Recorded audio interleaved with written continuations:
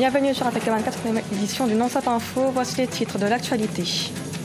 Au Congo-Brazzaville, discours à la nation du président Denis Sassou Nguesso. Il s'engage notamment à lutter contre la corruption, un fléau qui gangrène l'économie du pays. Retour sur l'actualité politique au Gabon. Les mesures d'austérité devraient se poursuivre en 2019 et une frange de la population doute toujours de la capacité du président Ali Bongo Ondimba à gouverner. Et puis décès au Mali de l'écrivain et homme politique Seydou Badiane Kouyaté ce 29 décembre. Le pays perd un des derniers témoins de l'indépendance du pays. Il laisse derrière lui plusieurs œuvres à succès.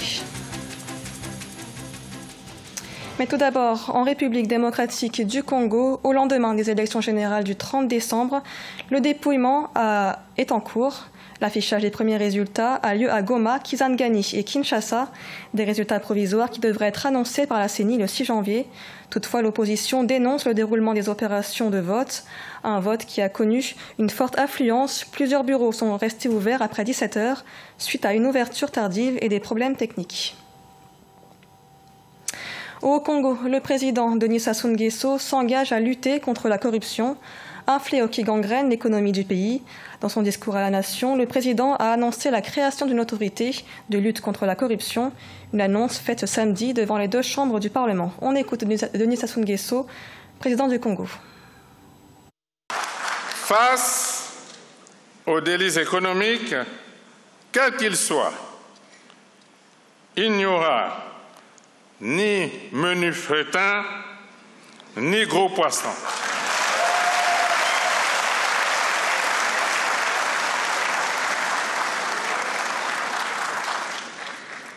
Tout passera dans la nasse du droit et de la justice.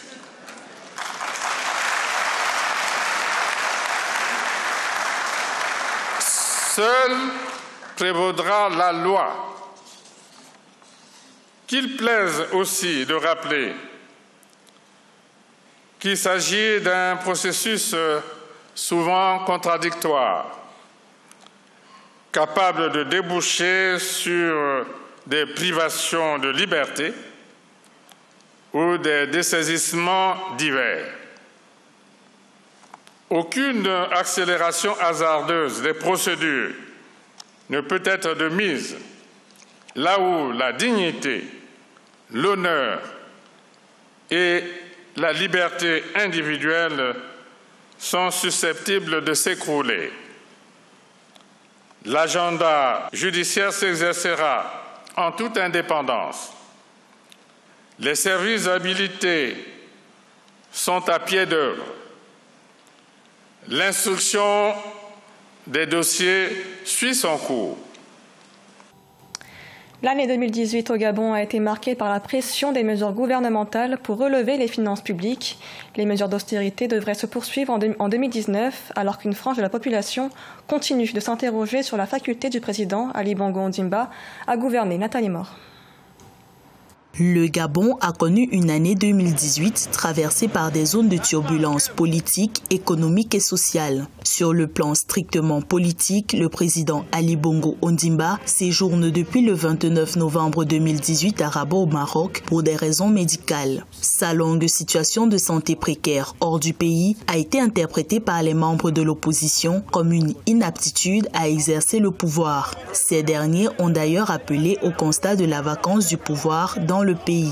La Constitution ne prévoit pas, pour le cas d'une disponibilité temporaire, c'est-à-dire si le président est malade, quelle est la durée donc qui peut être acceptée. C'est d'ailleurs pour cette raison-là que les opposants, l'opposition gabonaise a demandé qu'une commission soit mise en place, composée de médecins, pour aller constater la situation exacte du chef de l'État. Hospitalisé à Riyad, en Arabie Saoudite, suite à un accident vasculaire cérébral en octobre 2018, le président Bongo reste officiellement le dirigeant d'un Gabon soumis sur le plan économique à des mesures d'austérité fermes. Entre réduction de 10% de la masse salariale, contrôle des effectifs au sein de la fonction publique et réduction du train de vie de l'État, le Gabon a tenté en 2018 de s'affranchir de la fluctuation des cours du baril de pétrole. Le groupe de l'opposition juge ces mesures insuffisantes pour résorber le déficit budgétaire. De son côté, la Cour constitutionnelle a annulé plusieurs de ces mesures qu'elle juge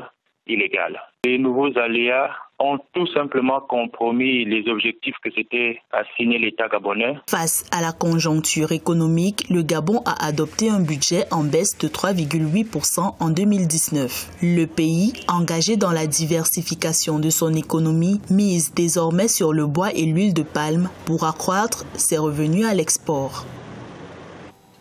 Au Sénégal, un an après l'inauguration, l'aéroport Blaise Diagne à Dakar enregistre une hausse de sa fréquentation.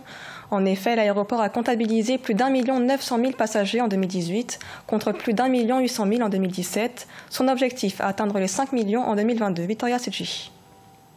Selon les données fournies par l'Agence pour la sécurité de la navigation aérienne en Afrique et à Madagascar, ASECNA, le nombre de passagers enregistrés à l'aéroport international Blaise Diagne au terme des 10 premiers mois de l'année 2018 a atteint 1 998 865 contre 1 807 424 à la même période en 2017. C'est une hausse de 10,6% en valeur relative selon l'agence. Je crois qu'aujourd'hui, aussi bien les autorités que les populations, les usagers peuvent être très satisfaits de la qualité de service au niveau de l'aéroport international Blaise Diagne. Et je crois que c'est un début. Il y a encore des efforts à faire. Sur cette période, les passagers à l'arrivée ont augmenté de 13,7% par rapport à 2017. Quant aux passagers au départ, ils ont progressé de 6,7%. Il est important de booster le trafic local, c'est-à-dire le trafic intra-africain. Sur le plan sous-régional, il y a vraiment des efforts à faire. Et nous croyons que si on réduit ou si on enlevait complètement la nourriture sur les vols sous-régionaux, peut-être que ça va impacter sur le coût du billet et en même temps, ça va pousser les gens à voyager davantage. Inauguré le 7 décembre 2017, l'aéroport international Blaise Diagne a une capacité actuelle de 2 millions de passagers annuels. À l'horizon 2022, il vise 5 millions de passagers selon les autorités. L'écrivain et homme politique malien Seydou Badiane Kouyaté a perdu la vie ce 29 décembre à Bamako. Auteur de plusieurs œuvres à succès, il a également écrit l'hymne national du Mali. Son portrait dans ce reportage de Mokhtar Bari. L'homme que pleure le Mali et l'Afrique est sans doute le dernier témoin de l'indépendance du Mali. Fidèle compagnon de Modibo Keïta, celui qui a rédigé les textes de l'hymne du Mali occupa plusieurs postes politiques, dont ministre du Plan. Après le renversement de Modibo Keïta en 1968, il est emprisonné au nord du Mali avec des compagnons de lutte. Médecin de son état, il a toujours donné son avis sur la vie de son pays. On ne peut pas tout jeter et on ne peut pas non plus tourner le dos à tout ce qu'on nous apporte. Nous avons le devoir de garder le meilleur de notre passé et de prendre à l'Occident ce qui ne nous détruit pas. Aujourd'hui, c'est toute l'Afrique qui pleure celui qui a bercé de nombreux élèves à travers une œuvre littéraire toujours d'actualité, Sous l'orage, suivi de la mort de Chaka en 1957. Il fut aussi conseiller des chefs d'État tels Sassou Nguesso, Thomas Sankara. Il avait ses espoirs, mais il a toujours cru en ce pays, il a cru en Afrique et il a cru en la paix. Et il a surtout, c'était un pionnier de l'indépendance. Il a pensé que cette indépendance, bien qu'elle ait été acquise côte à côte vers les années 60, on doit toujours travailler pour pouvoir l'affermir. Et ça, c'était le but de son combat. Il a écrit aussi d'autres œuvres à succès comme Les dirigeants africains face à leur peuple, Grand Prix littéraire d'Afrique noire en 1965, Le sang des masques en 1976, Noces sacrées en 1977 et La saison des pièges en 2007.